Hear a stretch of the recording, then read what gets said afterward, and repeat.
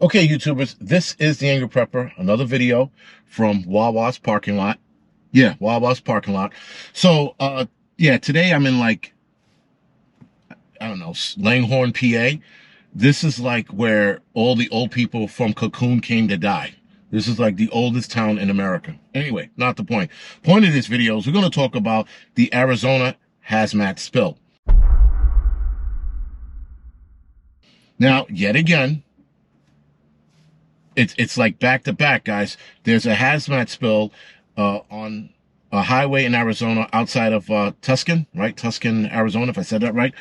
And this spill was nitric acid. Now, obviously, that's hazardous in itself, nitric acid. People were told to evacuate and or shelter in place. Again, guys, another situation where people are now going to have to deal with the health concerns for whoever knows how long, whether it's a couple of weeks to years down the line. Keep in mind, it was a tanker, which it's still a truck tanker, rather. Sorry. It's still a concern, right? This is still going to seep in. It's in the air, actually, and it's probably going to find its way to water source or water source there in the area. So it's seeming like, guys, you want to say this is done on purpose. You want to say that this is some shit that they're doing on purpose, because it's almost impossible for them to sit there and have this thing happen 2 times in a row. Now, granted, the other one happened probably 11 days ago from when the Arizona spill happened. I'm sorry, from when the Ohio incident happened. That was about 11 days ago now. This happens, and so now we have 2 hazmat spills and 2 very dangerous hazardous materials, or rather, sorry, 5 hazardous materials spilled out into the open. Now, in Ohio, they had 4 hazardous materials. Here in Arizona, they had 1.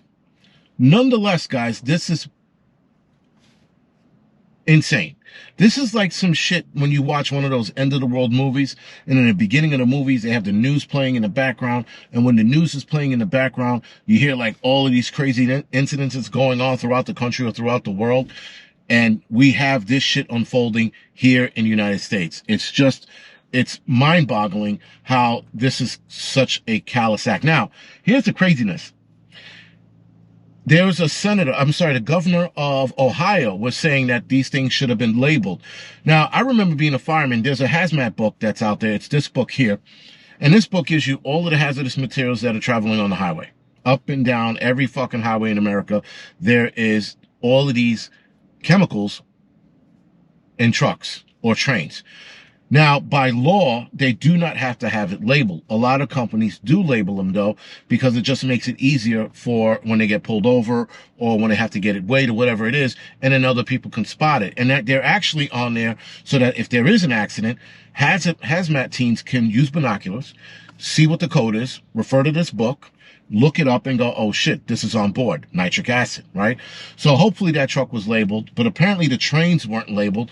And now, again, I remember when I was in EMS, when I became an EMT and a fireman, I remember saying, what does it take just to label all of these trucks and all of these train cars with these hazardous materials? It doesn't take much. It doesn't take rocket science. It's just a label, and at that, a code. A code on the side of the vehicle or the train, whatever it is, and letting us know what it is. Now, for those people who had to evacuate and or shelter in place, this is why you have a bug out bag. More importantly, guys, if you're going to shelter in place, I am going to do a video on what you need to do to shelter in place. Now, I get it, guys. Not everybody can bug out. There are some people that just have family members that are incapacitated and cannot leave. So if you cannot leave, you have to have a backup plan as to what you're going to do. The shelter in place video is going to be mainly for people who have family members that just can't go anywhere, right? Like if you have an autistic kid, you might not be able to take that autistic kid out on the road, especially if he is used to a regimen and that regimen is broken and then he starts acting out. You can't take that on the road. You really can't, especially if it's like the part of the shit hits the fan scenario where the marauders are out there, right? You really can't take a chance with a kid like that. So, and you definitely can't move elderly patients who are bedridden. What are you going to do? You're going to sit, you're going to prop them up with a stick and a chair. Like, I mean, these are a lot of issues that come up when you start thinking as a whole, right? So I will definitely be doing a shelter in place video on that. As far as this goes, guys, this is a concerning situation, being that all of a sudden now, not all of a sudden, we had 2 incidences, right? So that I'm going to chalk it up as being coincidental. I know there was a Texas incident. I don't know much about that. I didn't hear hazardous materials from the Texas incident, but that's 2. Let's just call Ohio and Arizona 2. We get a 3rd one, we got a pattern. Always remember that, guys. 2 is a coincidence, 3 is a pattern. And if we get a 3rd one, we have a pattern and we have some shit going on. Now, with the Ohio incident, guys, now the Ohio River is contaminated. It's been confirmed. I think a lot of us knew that it was contaminated when the shit went down. When this whole thing unfolded, we knew that the Ohio River was going to be contaminated and water sources in the surrounding area were going to be contaminated. Now, the Ohio River, I'm not sure where that basin carries water to and from, but nonetheless, anything that's connected to it and downstream of it is going to be contaminated as well. So if you are getting your water from Ohio River, or if that's your water source, or if your reservoir has connections to the Ohio River, hopefully the filtration system can clean that shit out, hopefully. But I'm going to do more research on the Ohio River and Ohio Basin to get a better understanding on how this is going to affect more people. So, guys, other than that, this is the Angry Prepper. Shit's getting weird. Shit's getting crazy. Keep your head on the swivel and keep cool, calm, and collected.